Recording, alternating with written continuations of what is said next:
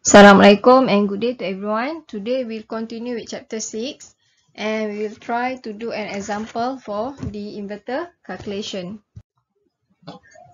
So the question asks to design an inverter that will supply the series RL load of R equal to 10 ohm and L equal to 25 millihenry with a fundamental frequency amplitude of 12 amps. If frequency is 50 Hz, determine the VDC, the amplitude of the Fourier series for load voltage and for load current, and finally power absorbed by the load. Okay, so to calculate the VDC, we know that it is given by Vn equal to 4 VDC over n pi, and and In is given by Vn over Zn. Okay, so VDC equal to, now let's do for n equal to 1 first. So V pi over 4 V1. Okay, so now we need to calculate V1. So V1 equal to, from this formula, okay, so V1 equal to I1 Z1, and we know that this is I1 because it is at fundamental frequency. Now we need to calculate Z1. So Z1 equal to R square plus omega L square. Okay, so 100 plus 2 pi 50 times 25 millihenry square. So we will get Z1 equal to 12.72 ohm. So now 12 times 12.72 equal to 152.59 volts. So this is our Vn. So after we get Vn, V1, we can calculate VDC. 152.59 times pi over 4. So we will get VDC equal to 120 volt.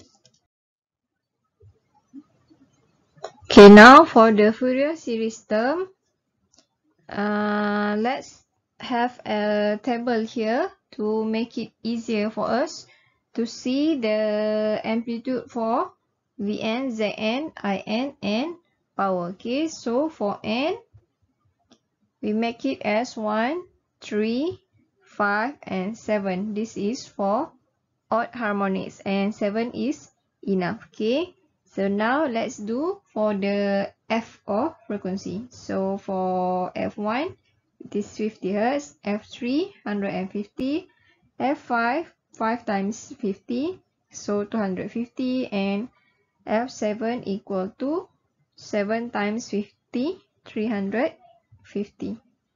Okay, now to calculate the amplitude of each voltage term, it is given by this formula, right? Okay, so just now we already calculate for V1, where V1 is equal to V1 152.59. Okay, so now we need to calculate for V3. V3 equal to 4 VDC over 3 pi equal to 50.92 volt. Then V5 equal to 4 VDC times 5 pi equal to 30.55 volt. Finally, V7 equal to 4 VDC over 7 pi equal to 21.82 volt. Okay.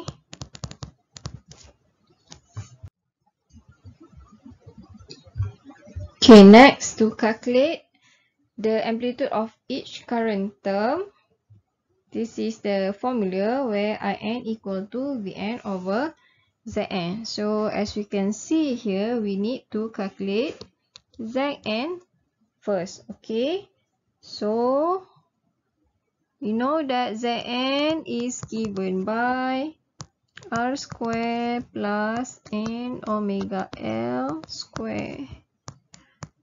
Okay, and we know Z1 is 12.72. So now we need to calculate for Z3, Z5 and Z7. So Z3 equal to 100 plus 3 times 2 pi 50 times 20 millihenry.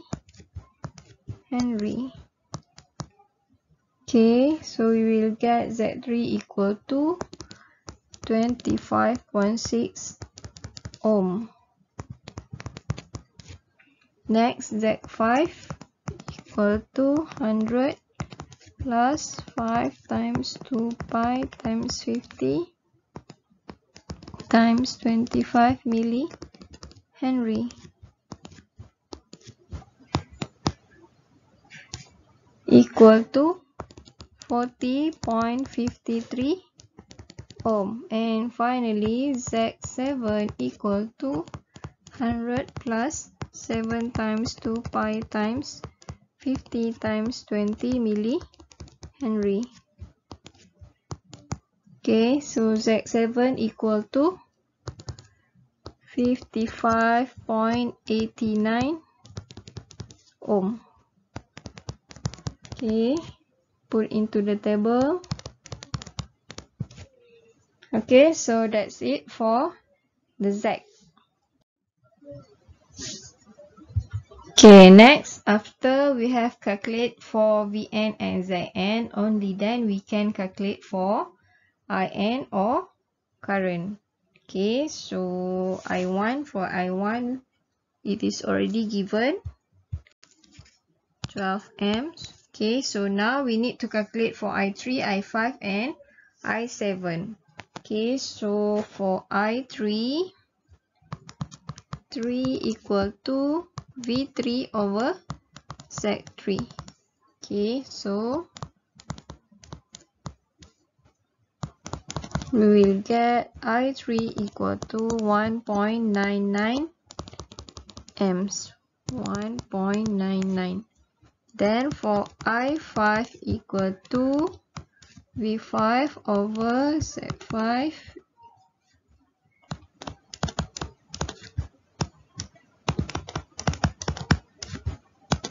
So we'll get 0.75 amp.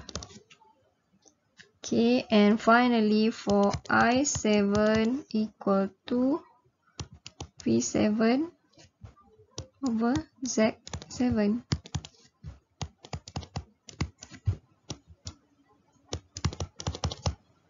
So we will get 0.39 amps. Okay, so this is 0.75 and I7 equal to 0.39.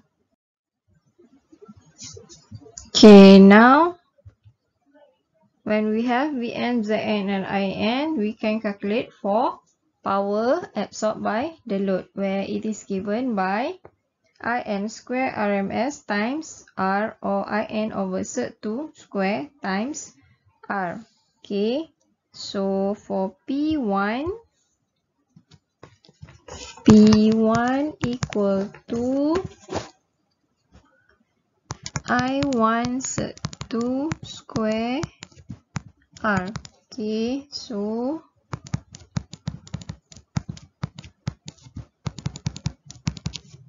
we will get 720 watt. P3